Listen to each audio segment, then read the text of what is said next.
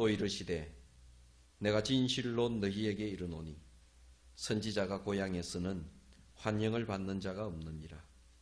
내가 참으로 너희에게 이르노니 엘리야 시대에 하늘이 3년 6개월간 닫히어 온 땅에 큰 흉년이 들었을 때에 이스라엘에 많은 과부가 있었으되 엘리야는 그중 한 사람에게도 보내심을 받지 않고 오직 시돈 땅에 있는 사렙다의 한 과부에게 뿐이었으며 또 선지자 엘리사 때에 이스라엘에 많은 나병 환자가 있었으되 그 중에 한 사람도 깨끗함을 얻지 못하고 오직 수리아 사람 나만 뿐이었느니라. 회당에 있는 자들이 이것을 듣고 다 크게 화가 났어 일어나 동네 밖으로 쫓아내어 그 동네가 건설된 산 낭떠러지까지 끌고 가서 밀쳐 떨어뜨리고자 하되 예수께서 그들 가운데로 지나서 가시니라. 아멘. 예수님께서 갈릴리 나사렛으로 돌아가셨습니다. 예수님께서 광야에서 금식 기도하시고 시험을 이기시고 갈릴리 가버나움으로 가셨다가 때가 되매 갈릴리 나사렛으로 돌아가셨습니다. 그리고 안식일이 되었습니다. 주님께서는 안식일이 되면 항상 회당으로 가셨습니다. 그것은 주님께서 아주 어릴 때부터 한 번도 어기지 않던 그런 삶이었습니다. 회당으로 가셨습니다. 회당에 가니까 그 마을 사람들이 다 모여 있습니다. 이 장소는 갈릴리 나사렛입니다. 그때 당시 나사렛은 정말 작은 마을이었습니다. 아이들까지 전부 다 합쳐도 인구가 약 한 200명 정도. 그래서 한 24가구 정도가 살았다. 그럽니다. 요세푸스라는 유명한 유대의 학자가 갈릴리 지역을 마을을 소개를 할 때 나사렛이라는 마을은 등장하지 않습니다. 갈릴리에 있는 마을을 도시를 비롯해서 약 200개 이상 소개를 할 때 나사렛은 빠집니다. 왜냐하면 자그마한 동네니까요. 그리고 그것도 바닷가에 있거나 중요한 지역이 있는 것이 아니고 산골짜기에 있습니다. 산골짜기에 있는 자그마한 마을, 갈릴리 나사렛. 사람들은 잘 모르는 그런 자그마한 산골 동네, 거기로 주님께서 찾아가셨습니다. 그러니까 다 한 동네 사람들이죠. 그 동네 사람들이 회당에 다 모인 겁니다. 그러니까 남자든 여자든 아이든 그 동네 사람들이 다 모여 있는 거죠. 예수님도 어릴 때부터 갈릴리 나사렛에서 자라셨습니다. 한 24가구밖에 안 되는 동네에서 자라셨으니 그 동네 사람들은 예수님이 누구신지 모를 리가 없습니다. 다 잘 압니다. 그런데 예수님께서 가버나움 지역으로 가셔서 놀라운 일을 행하셨다는 소식도 나사렛 사람들이 다 들었습니다. 그래서 예수님을 안식일 날 특별히 하나님 말씀을 봉독하고 우리에게 말씀을 가르쳐 주시는 분으로 나사렛에 있는 회당장이 예수님께 특별히 부탁을 드린 겁니다. 그래서 예수님께서 사람들이 사방에 뺑 둘러 있는 그 한복판, 회당 한복판에 있는 말씀을 봉독하는 그 자리로 가셨어. 가장 중요한 자리죠. 거기서 전달해 주는 두루마리 성경을 받았습니다. 예수님께서 받으신 두루마리 성경은 이사야서였습니다.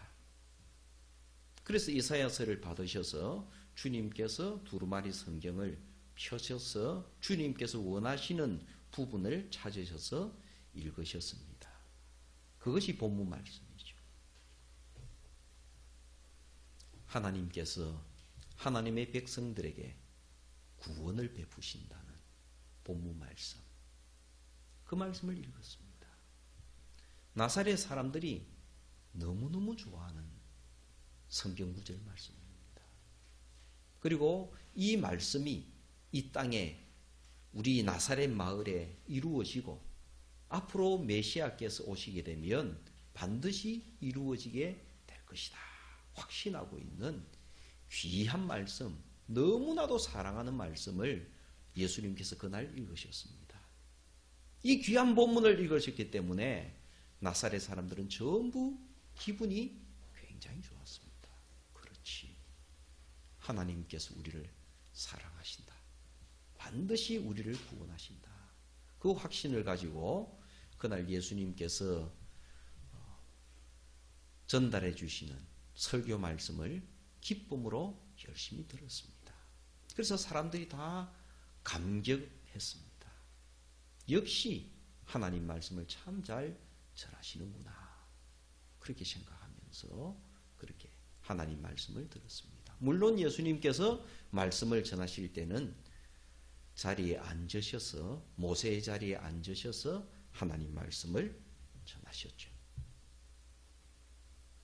그리고 난 이후에 사람들이 예수님께 말을 하기를 가버나움에서 갈릴리 지역에서 행했던 것처럼 그런 일들을 우리에게도 행하라 하고 그렇게 요청을 합니다. 그런데 주님께서 그런 말씀을 하시죠. 한 속담도 인용을 하시고 선지자가 고향에서 환영받는 법이 없다고 하더니만 그 말이 사실이구나. 그렇게 말씀하시죠. 그러면서 주님께서 두 가지의 이야기를 하셨습니다. 하나는 엘리야의 이야기, 하나는 엘리사의 이야기. 성경 말씀에서 엘리야와 엘리사의 시대는 이스라엘 사람들이 굉장히 소중하게 생각하는 그런 시절입니다. 그리고 그분들이 하나님의 선지자로 있었던 그것을 굉장히 자랑스럽게 생각을 합니다. 예수님께서 엘리야의 이야기를 하실 때 사람들은 또 귀를 기울입니다. 그런데 예수님께서는 많고 많은 엘리야의 이야기 가운데서 엘리야를 영접했던 이방인의 얘기를 했습니다. 그 얘기를 하시면서 엘리야가 이스라엘 땅에 3년 6개월 흉년 동안에 많은 과부가 있었지만 그들을 찾아가지 아니하시고 이방에 있는 한 과부를 찾아가셨고 이스라엘에 있던 모든 과부들이 엘리야를 영접하지 않았지만은 이 이방인 과부가 엘리야를 영접했다. 이 얘기를 했습니다. 사실이죠. 있었으니까요. 그리고 이어서 예수님께서 하신 말씀이 엘리사의 이야기를 했습니다. 굉장히 존경하는 인물이죠. 그런데 많은 엘리사의 기적과 이야기 중에서 하필이면 엘리사와 이방인의 이야기를 하셨습니다. 그것도 수리아 사람 나만과 엘리사의 이야기를 합니다. 그리고 엘리사가 나만의 나병을 고쳐준 이야기를 합니다. 그러면서 예수님께서 덧붙이시기를 이스라엘 땅에 나병 환자가 굉장히 많았지만은 그 많은 나병 환자들이 고침을 받지 못하고 고침을 받은 사람은 이방인 나병 환자였다. 하나님께서 그 이방인의 믿음을 보셨다. 예수님께서 그렇게 두 가지의 비유를 말씀하셨습니다. 없던 얘기도 아니고 있었던 이야기고 모르는 이야기도 아니고 아는 이야기죠. 그런데 그 이야기를 듣고 이 나사렛 동네 사람들이 굉장히 화가 났습니다. 얼마나 화가 났는지 그 두 이야기를 듣고 난 뒤에 살려줄 수 없다. 저 예수를 죽여야 된다. 그리고는 정말 그 회당에 있던 사람들이, 하나님께 예배드리는 사람들이, 그 동네 사람들이 다 화가 나가지고 예수님을 딱 붙잡아가지고 산꼭대기로 올라갑니다. 그리고는 예수님을 끌고 한참 올라갔겠죠. 그 동네가 산동네니까 산 위로 올라갑니다. 그리고는 높은 비탈 위에, 거기 있는 동네의 절벽 위에 예수님을 세워놓고 밀쳐서 예수님을 죽이려고 끌고 가서 그 위에서 예수님을 밀치려고 합니다. 그런데 예수님께서 능력을 발휘하셔서 그 사람들 사이를 유유히 지나서 나사렛 동네를 떠나가십니다.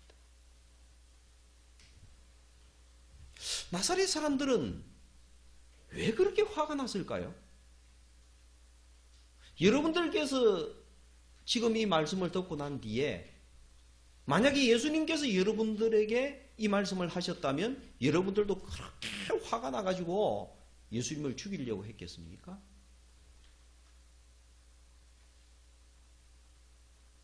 이 부분이 언뜻 이해가 잘 되지 않습니다.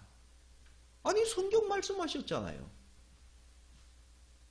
그리고 다른 이야기보다도 물론 이방인을 엘리야와 엘리사가 도와준 이야기, 고친 이야기, 그런 얘기를 했잖아요. 그게 죽을 일입니까? 그게 그렇게 화가 나는 일이에요? 나사렛 사람에게 뭔가가 있는 거죠. 그 이야기를 듣고는 너무너무 화가 나서 견딜 수 없는 그 무언가가 있는 거죠. 그게 뭘까요? 나사렛 사람들은 자그마한 유대 나라의 갈릴리 나사렛 지역에 있는 산골짜기 사람들입니다. 그건 사실이에요. 그러나 그들에게는 굉장한 자존심이 있었습니다. 그 자존심이 뭔가 하면 유대 지역 어느 지역에 비교를 해봐도 우리의 믿음은 절대로 뒤떨어지지 않는다. 우리의 믿음은 예루살렘에 있는 사람이나 가버나움에 있는 사람, 어떤 유대 나라의 지역 사람들과 비교를 해봐도 우리의 생활은 부족할지 몰라도 우리의 믿음은 절대로 떨어지지 않는다. 그런 자부심을 가지고 살던 사람들이 나사렛 사람들이었습니다. 예수님께서 태어나시기 전에 그 나사렛 자그마한 동네에서 신혼부부가 베들레헴까지 호적을 하러 가죠. 그때 떠났던 사람들이 이 부부뿐이 아니었습니다. 사실은 그 동네에 있는 거의 대부분의 사람들이 호적을 하러 유대 지역의 베들레헴이라든지 예루살렘이라든지 헤브론이라든지 그런 지역으로 떠납니다. 보니까 이 나사렛 지역에 모여있는 사람들, 갈릴리 지역에 모여있는 유대인들의 거의 대부분은 유대 지역에서 이주를 온 사람이었습니다. 그것도 본인들이 원해서. 유대 지역에 있던 사람들이 갈릴리 지역으로 왜 이주를 왔을까요? 갈릴리 지역도 하나님께서 이스라엘에게 주신 약속의 땅이잖아요. 그런데 이 약속의 땅을 이방인들이 더럽혔거든요. 수리아 사람들이 더럽혔거든요. 아수르 사람들이 더럽혔거든요. 그러니까 그때 제사장 가문이 왕이 된 사람들이 누가 자원해서 이 이방의 땅이 된 갈릴리를 다시 하나님 나라의 갈릴리로 만들 사람들이 누가 있느냐? 자원하는 사람들이 누가 있느냐? 그렇게 말을 했을 때 우리가 가겠습니다. 우리가 가서 가나안 땅을 하나님께서 우리에게 주신 복지로 다시금 하나님의 땅으로 만들겠습니다. 그렇게 말하면서 이주를 해온 사람들이 갈릴리 사람들입니다. 그러니까 그때 당시에 갈릴리는 굉장히 믿음이 투철한 사람들이 사는 동네였습니다. 이스라엘 어느 지역보다도 예루살렘보다도 훨씬 더 믿음이 투철한 사람들, 그 사람들이 살고 있던 땅이 갈릴리였습니다. 그래서 갈릴리 나사렛에 살고 있는 사람들의 마음속에는 굉장한 자부심이 있는 겁니다. 우리는 다른 것은 몰라도 믿음만큼은 절대로 뒤떨어지지 않는다. 그러므로 하나님께서 우리를 인정해 주시고 하나님께서 우리를 사랑해 주시고 하나님께서 반드시 우리를 구원하실 것이다. 그런 확신을 가지고 있는 사람들이 갈릴리 나사렛 사람들이었습니다. 그런데 그렇게 믿음이 투철한 사람들에게 예수님께서 뭘 말씀하십니까? 예수님의 말씀을 들으면서 사람들은 이렇게 들은 겁니다. 너희들의 믿음이 무엇이냐? 너희들이 자랑하는 믿음이 무엇이냐? 너희들이 하나님 앞에 바로 서지 않으면 너희들이 자랑하는 믿음은 이방인의 믿음보다 못한 믿음이다. 너희들은 엘리야 시대 때에 그 많은 이스라엘 땅에 있던 과부들과 같은 사람들이야. 너희들이 그 믿음은 메시아를 알아보지 못하는 그 믿음은 내가 누구인지 알아보지 못하는 그 믿음은 이스라엘 땅에 수없이 많은 나병 환자들의 믿음과 같은 믿음. 너희들이 무엇을 자랑하느냐? 너희들의 믿음은 이방인의 믿음마도 못한 믿음이다. 그렇게 믿음에 자존심이 강한 사람들을 그들이 그렇게 무시하는, 유대인들은 말을 하기를 이방인이 뭐냐 그렇게 물으면 하나님께서 지옥의 불쏘시개로 만들기 위해서 만든 사람들이다 이렇게 말하거든. 이방인들을 형편없이 본다고요. 그런데 그 이방인보다도 못한 사람으로 이방인과 비교를 해버리니까 믿음에 자존심이 있던 사람들이 엄청나게 화가 납니다. 뭐라고? 우리를 이방인과 비교한다고? 우리를 이방인보다도 믿음이 없는 사람이라고? 우리가 어떻게 살아온 사람인데? 우리 조상이 어떻게 살아왔는데? 오늘도 우리가 어떻게 살고 있는데? 뭐라고? 무슨 말을 하고 있는 거냐? 어디서 감히 나사렛에 와서 그런 소리를 한단 말이야? 살려둘 수가 없다. 이 일은 우리가 살려둘 수가 없다. 그래서 온 동네 사람들이 다 일어난 거예요.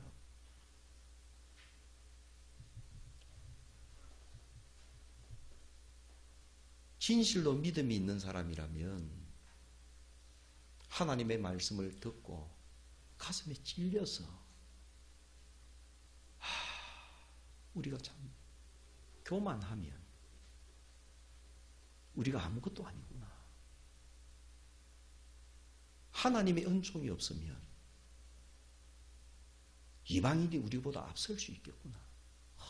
얼마든지 인정해야 됩니다. 하나님 말씀을 듣고 회개해야 된다고요. 그런데 그들은 하나님 말씀을 듣고 회개할 만한 마음의 준비가 안 됐습니다. 왜요? 자존심이에요. 신앙에 대한 자존심. 누구보다도 잘 믿는다는 자존심. 그 자존심 때문에 하나님 말씀을 듣고도 회개하지 않는 거예요.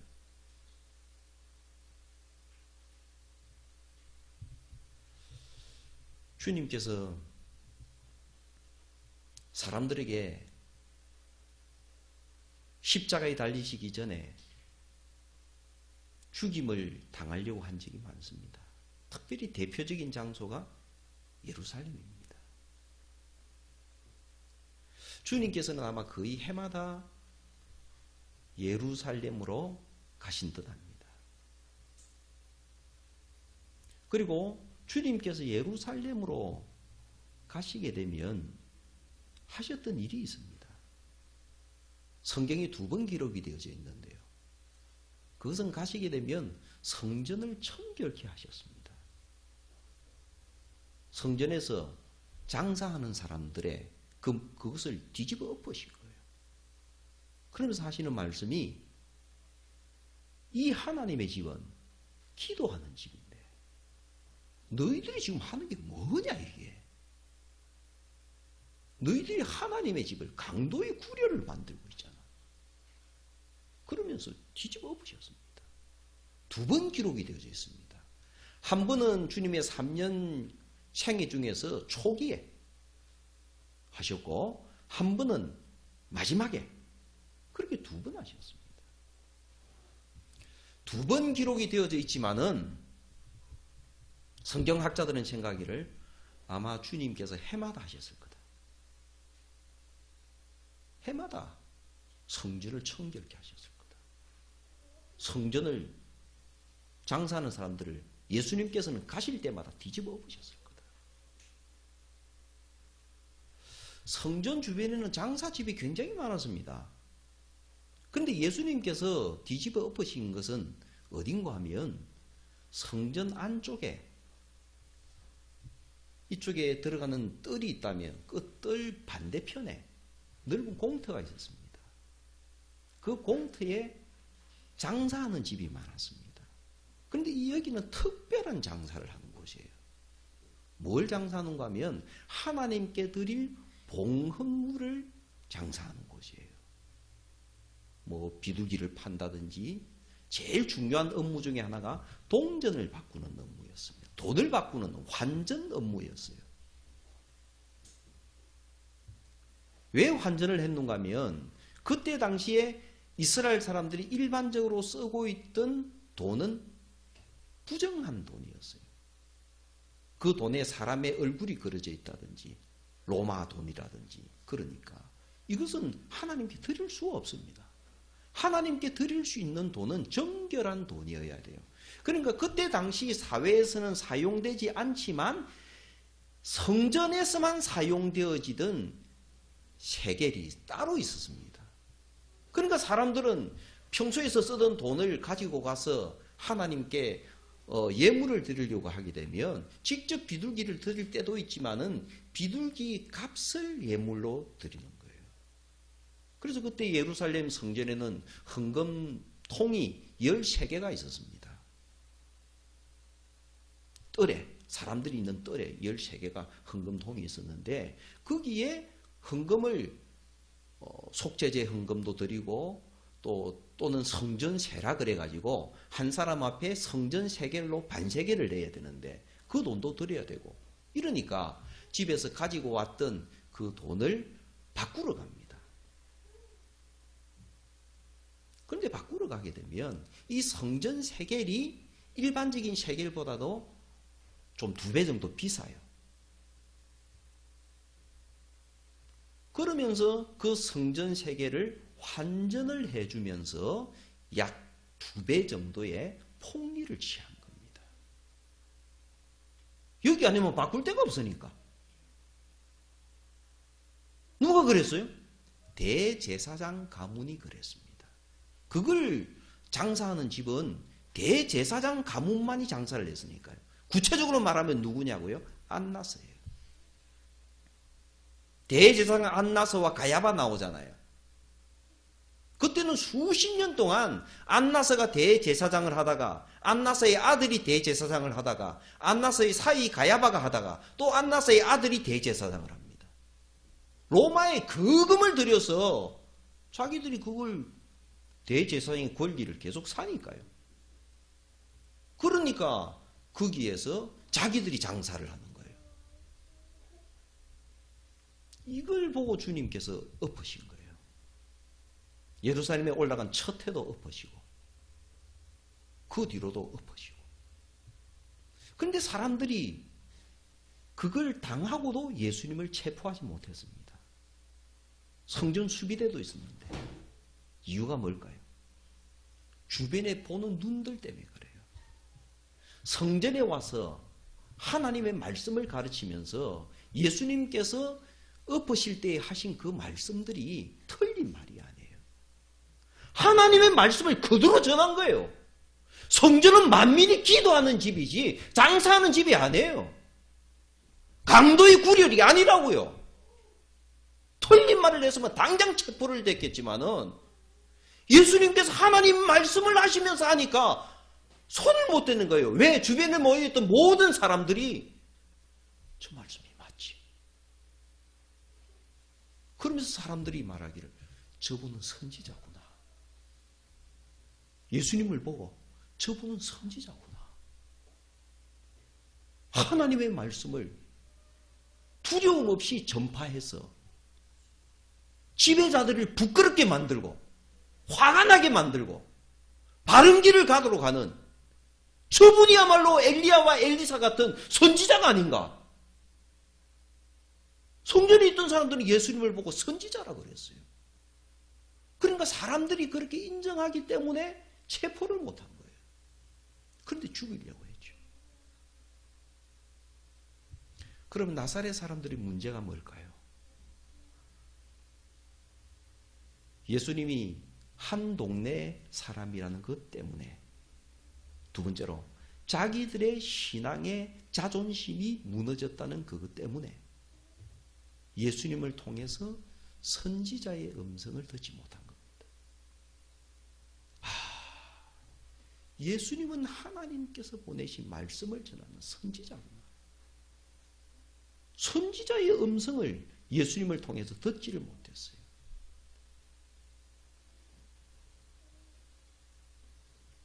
그래서 나사렛 사람들이 분노하게 된 겁니다. 우리도 우리의 평생 주님만을 의지하고 살고 있습니다.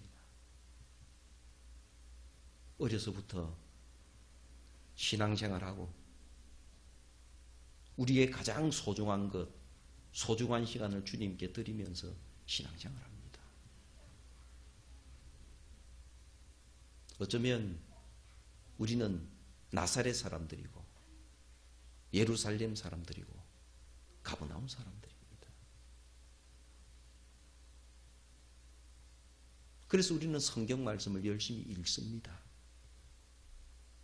거기에 생명의 길이 있기 때문에 하나님의 말씀을 열심히 듣고 예배를 열심히 드립니다.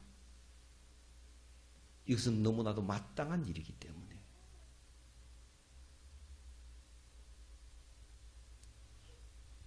그러면 우리가 오늘 말씀을 통해서 주의 음성을 들어야 될 것은 무엇입니까? 때때로 어떤 사람들은 나사렛 사람들처럼 하나님 말씀을 들을 때 우리를 위로하고 우리를 격려하는 달콤한 말씀만 들으려고 합니다. 그래, 내가 이렇게 열심히 살아가니까 하나님께서 나에게 복 주시는 말씀이다. 내가 오늘도 하나님 앞에 나와서 예배를 드리고 있으니까 이 모습을 보시고 하나님께서 나에게 복 주시는 말씀이다.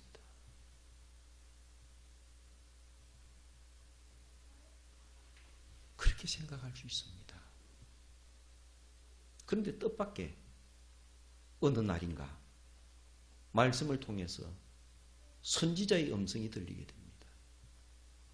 너희들의 믿음이 무엇이냐? 너희들에게 정말 믿음이 있는 것이냐? 선지자의 음성이 들리게 되면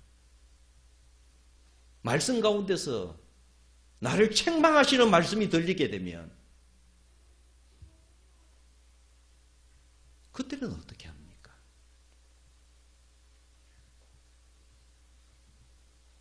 때때로 가끔 가다가 하나님의 말씀을 바르게 전달한 목사님들이 공경에 처하는 얘기를 많이 듣습니다. 설교를 마치고 성도들과 인사를 할 때 아주 기분 나쁜 얼굴로 나옵니다. 그리고는 그 화를 참지 못해서 한마디 합니다. 목사님, 오늘 그 설교 나 들으라고 한 말이죠.